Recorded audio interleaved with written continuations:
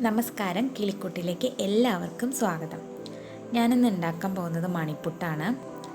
അതിനായിട്ട് ഞാനൊരു പിടി തേങ്ങ എടുത്തിട്ടുണ്ട്. അതിലേക്ക് 1/4 ടീസ്പൂൺ ജീരകം ഇട്ട് കൊടുക്കാം. അത് നന്നായി ഒന്ന് ഇളക്കി പാകത്തിന് ഉപ്പും ചേർത്ത് ഒന്ന് ഇളക്കി വയ്ക്കാം. ഇനി ഇതിലേക്ക് നമ്മൾ അരിപ്പൊടി ഇട്ട് കൊടുക്കാം. 1 കപ്പ് അരിപ്പൊടി വെച്ചിട്ടാണ് ഞാനിവിടെ ഉണ്ടാക്കുന്നത്. ഇത് വറുത്ത അരിപ്പൊടിയാണ്. നമ്മൾ പത്തിരിക്കും ഇടിയപ്പത്തിനൊക്കെ എടുക്കില്ലേ, അതേ അരിപ്പൊടിയാണ്. ഇനി നമുക്കിത് നല്ല തിളച്ച വെള്ളത്തിൽ കുഴച്ചെടുക്കണം. നമ്മൾ ഇടിയപ്പത്തിനൊക്കെ ഉണ്ടാക്കുന്ന പോലെ തന്നെ. 1 ഗ്ലാസ് അരിപ്പൊടിക്ക് 1 ഗ്ലാസ് വെള്ളമാണ് വേണ്ടത്. ഞാൻ വെള്ളം അല്പം എണ്ണ ഒഴിച്ചിട്ട് തിളപ്പിക്കാൻ വെച്ചിട്ടുണ്ട്. നന്നായി വെട്ടി തിളയ്ക്കണം. എന്നിട്ട് നമുക്കത് ഈ മാവിലേക്ക് ഒഴിച്ചു കൊടുക്കാം.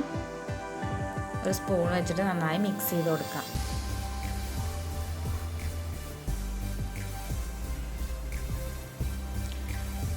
ചൂടാറി കഴിഞ്ഞിട്ട് നമ്മളിത് ചെറിയ ചെറിയ മണികളായിട്ട് ഉരുട്ടിയെടുക്കണം. ഉരുട്ടുമ്പോൾ കയ്യിൽ ഇത്തിരി എണ്ണ തടവി ഉരുട്ടി കൊടുത്തു കഴിഞ്ഞാൽ നല്ല ഈസി ആയിട്ട് ഉരുട്ടാൻ പറ്റും. ഈ ഉരുട്ടിയെടുക്കാൻ കുറച്ച് സമയം വേണമെന്നേ ഉള്ളൂ. ഇത് എളുപ്പമായിട്ട് ഉണ്ടാക്കിയെടുക്കാം. ഞാനിപ്പോൾ മാവെല്ലാം ഉരുട്ടിയെടുത്തിട്ടുണ്ട്.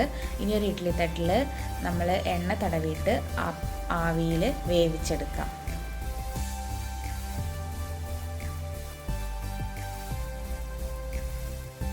ഇതിലേക്ക് ഒരു തേങ്ങ ചിരകി മാറ്റി വെച്ചിട്ടുണ്ട്. ഇത് കുറച്ച് വെള്ളം ഒഴിച്ചിട്ട് നല്ല കട്ടി തേങ്ങാപ്പാലായിട്ട് പിഴിഞ്ഞ് മാറ്റി വെക്കണം. ഇപ്പോൾ തേങ്ങാപ്പാൽ എടുത്തിട്ടുണ്ട്.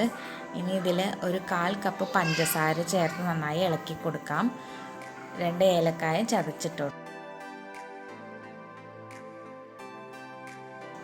ഇപ്പോൾ വെന്ത് കഴിഞ്ഞിട്ടുണ്ട്.